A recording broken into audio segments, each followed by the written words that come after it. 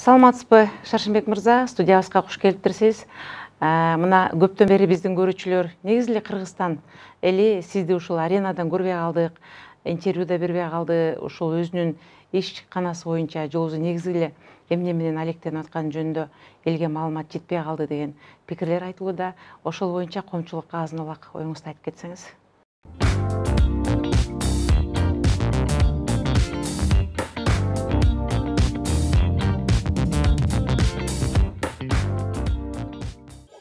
Саламатсызбы. Мен негизи көп чет мамлекетте болом. Биринчиден Олимпийский комитеттин жумуштары боюнча, экинчиден бизнес боюнча инвесторлорду алып келип, жаңы технологияларды алып келейин деп. Ошо боюнча Кыргызстанда айына болсо бир 10 эле күн болом. Атак көбүнчө чет мамлекетте жүрөмүн да. Бул чет мамлекетке барып иш менен алектенүү бизге инвесторлорду тартуубу же өзүңүздүн жеке эле бизнесиңизге тиешелүү маселе? Чет мамлекеттен көп кишилер менен жолугасың да. Мен мага караштуу технологияларды изучать эткенден кийин башка инвесторлор чыгып калса, бизде ушун менен Кыргызстанда көп эле бизнесмендерди тааныйм.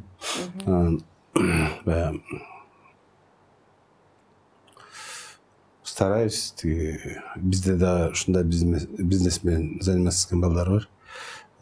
Силерди тааныштырып коеюн деп, ошо стараюсь биздин бизнесмен менен чет мамлекеттеги ошол тармакта иштеген бизнести, то есть башкаларга деле стараюсь жардам беремгечи. Башкалар менен да бөлүшөсүз.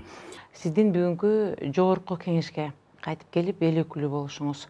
Ушул учурдан пайдаланып мандатыңыз менен куттуктап кетели, катарлаш эле ушу бир ай калганда эмнеге келди деген суроону баары сурап жатышат. Ошонун бир чоо жайын дагы айта кетсеңиз. Биринчиден бир ай эмес 6 ай. Экинчиден биздики партиянын ички правиласы боюнча очередиң келгенде депутат боло бересиң. Мен списокто 58-чи болчумун. Ошо менин очередим келип калыптыр. Мен буга чейин спорт менен, бизнес менен заниматься этип, политикага көп деле көңүл бурган эмесмин. Анан азыр могу коронавируска карата Олимпиада жылып кетти бир жылга. Ошон үчүн өзүм очередим келип калганда дагы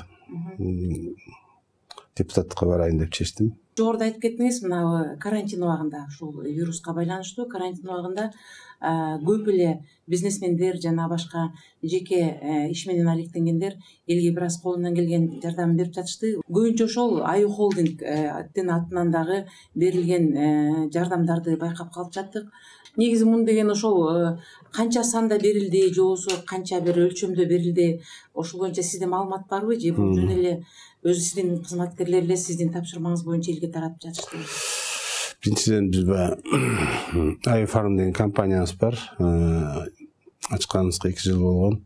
Анан антисептик чыгарабыз да. Могу коронавирус болгондо да антисептик чыгарганыбыз аябай жакшы болду. Бул негизги курал болуп жатты эл арасында. Анан Аю холдинг в основном легкая промышленность, тамак аш менен заниматься этет да. Анан башында биз границада турган пограничниктерге, милицияларга, анан врачтарга почти Кыргызстанда до сих пор эле продолжать этип атабыз. Кыргызстанда 40ка жакын больницаларга таратып бердик го дейм. Андан кийин акысыз таралып жатты, андан. Акысыз таралып жатты. Акысыз таралып жатты. Ал жерде больницага антисептик, май, макарон, ун таратып аттык. Анан көп айылдардан каттар түшө баштады бизге. телевизорлордон көрүшкөн биз больницаларга жардам берип атканыбызды көрүп көп айылдардан райондордон каттар келе баштады. Ошо коронавирусту кээ бир жана баары эле иштебей калышпады. Жардам бериле тамак аштан деп анан негизи биз баягы майдага чыгарабыз.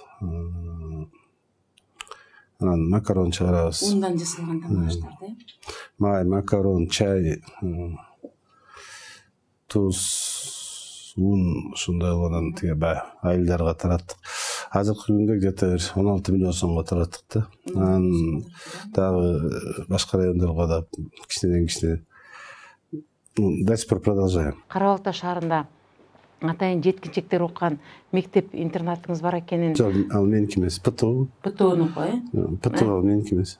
Жок, ошол жерде бир тоголук жетим 20 баланын тарбиялангандыгы жөнүндө мен маалымат уккам. Алар ошол жерде мектепке барып келип окушуп, бирок сиздердин карамагыңарда жашап, кийинип, тамак аш менен камсыз болуп, мектепти бүткөндөн кийин андан ары улантып ПТУда окушат деген маалымат уккам. Же бир башкача эле ошол жөнүндө өзүңүз кененирээк айтып берсеңиз. Детдомдон чыккан балдарды бир жагынан карасаң мамлекет туура эмес кылат.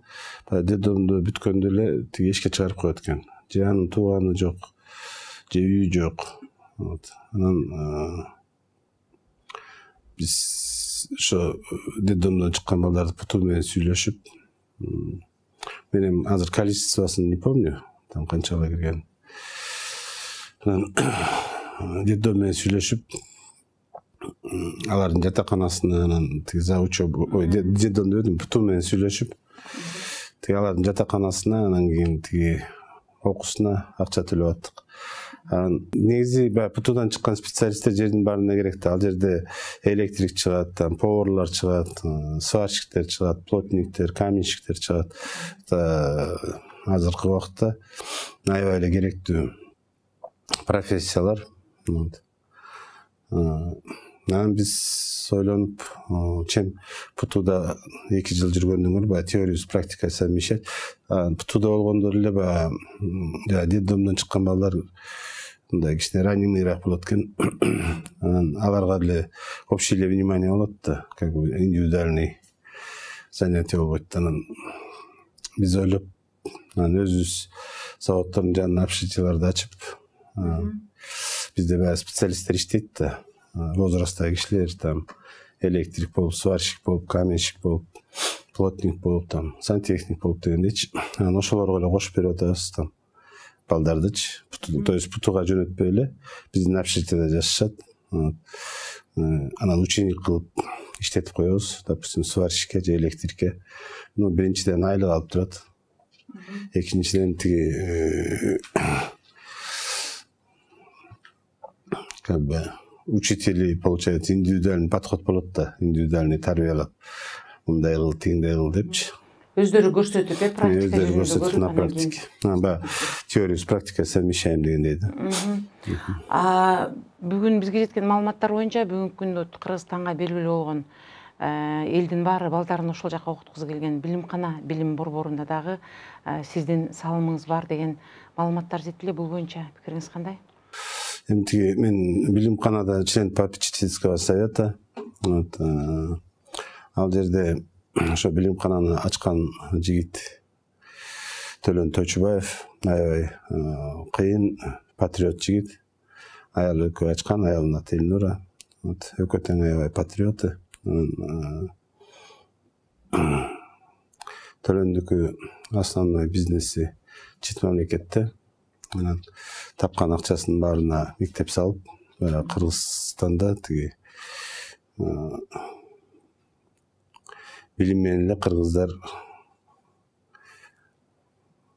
байыса болот деп. Көп нерсеге жетишсе болот, Көп нерсеге жетишсе болот. Анан кийин ошо тиги Төлөн жүздөй мектеп салам деп жүрөт.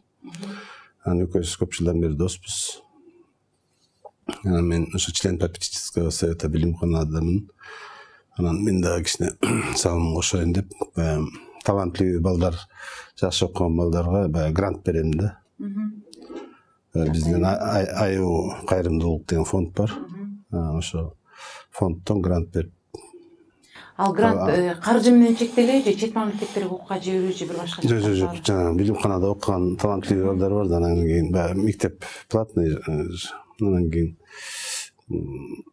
ошол жерде жанагы жакшы окуган балдарды анан тиги колунда как бы мүмкүнчүлүгү аз балдарга ошо грант берилет да. Грант берилет. Айыл кайрымдуулук фондунан. Шаршымбек мырза, дагы бир айтыла кетчү нерсе, бул сиз түптөгөн, сиз бүгүнкү деңгээлге жеткирген Кыргызстан партиясы жөнүндө. Анткени сиз бизнесмен болгонуңузга карабай, биздин саясат менен аралашкан сөзсүз бир кадамдар бар. Анткени ал байкалып атат. Ал сиз түзгөн Кыргызстан партиясы десем болот. Сиз түзгөн Кыргызстан партиясы десем болот. Ошол партия жөнүндө дагы азыраак айта кетсеңиз. Мен эми өзүмдүн партиялаштарыма аябай чоң ыраазычылыгымды билдиргим келет. Биринчиден ынтымак болгон жерде рызык бар деп коет го. Партиясы ынтымактуу, командабыз жакшы, бөлүнүп жарылган жокпуз. Кээ бир партиялар бөлүнүп кетип атышты. Биздики болсо баягы бир команда болуп, жакшы колубуздан келген жумушту аткарды балдар. Партиялаштарыбыз, командабыз да аябай жакшы. Ошо пользуясь случаем Кыргызстанда биздин партиялаштарга чоң ыраазычылыгымды билдиргим келет. Бүгүнкү күндө эле ошол биримдикте эле, бир уч болуп эле, дагы деле ошол саясаттын жолунда чогуу баратасыздар, зек жаңылбайбыз. Мунун бир себеби сиздин партияңыздын бүгүнкү күндө төрагасы Канат Исаевдин бир аз кырсыктаса да, кайра келсе деле бир чогуу бардыгыңыздар, ошо жакшы ишти алып бара жатканыңыздар буга бир күбө деп ойлойм. Бул партия келе жаткан чакырылышта барат. Чакырылышта жогорку кеңешке барат деген ойго кошуласыз. Туура, биз командабыз менен чогуу дагы жакшы тың жигиттерди, кыздарды алып эңки чакырылышка да барганга даярданып атабыз. Негизи мен бир комментарийлерди да окуп калам, же болбосо чогулган жерлерде айтып калам. Ушу бизнесмендердин арасынан көбүнчө ошол балдарга көңүл буруу, же болбосо жокторго жардам берүү, же болбосо бир кесиби болбосо да жумушка алып, ошолордун бир үй бүлөсүнө кам көрүү боюнча ушул Ай Холдинг компаниясында көбүнчө басым жасалат деп айтылат экен. Сиздин бүгүнкү ошо боорукерлигиңиз, жанагындай бир алыстарга жардам бергиңиз келгени, бул сиздин багып чоңойткон апаңыздан алган тарбияңыз деп айтылат. Бул жөнүндө бир интервьюңузда өзүңүз да айтып кеттиңиз эле. Ошол боюнча кыскача айтып берсеңиз. Эми баягы как бы көп айтат да. Жардам бергендерин көп билинбейт деп. Апам айткан, баягы жакшылык кылсаң айтпа дегендейчи. Мен не стараюсь пиариться. Ошон үчүн көп телевиденияда чыкпайм. Өзүм дагы барып таратпайм. Бул ошол жанакы апаңыздын бир миңдеген жакшы бир кемеңгер ойлорунун бири ушул бербе, берсең аны айтпа деген бир жакшы сөзү калган экен сизден. Сизге эле бүгүн айтып берип атам по секрету. Чоң рахмат сизге. Бул эл өкүлдүк ишиңизге ийгилик каалайбыз. Анткени жанагы эмнени чымчыкты сойсо да касапчы сойсун дегендей, бул эл өкүлдүк ишти алып баруу сиз үчүн жаңылык же болбосо бир жаңы жумуш эмес. Бул жерде сиз мурда да эл өкүлү болуп кеткенсиз. Мүмкүн ошол сиздей элдин камын көп ойлогон, Кыргызстандын эртеңкисин ойлогон адамдар көбүрөөк эл өкүлү болсо, чындап эле Кыргызстан бүгүнкү абалдан чыгып кетебиз. Маегиңизге чоң рахмат.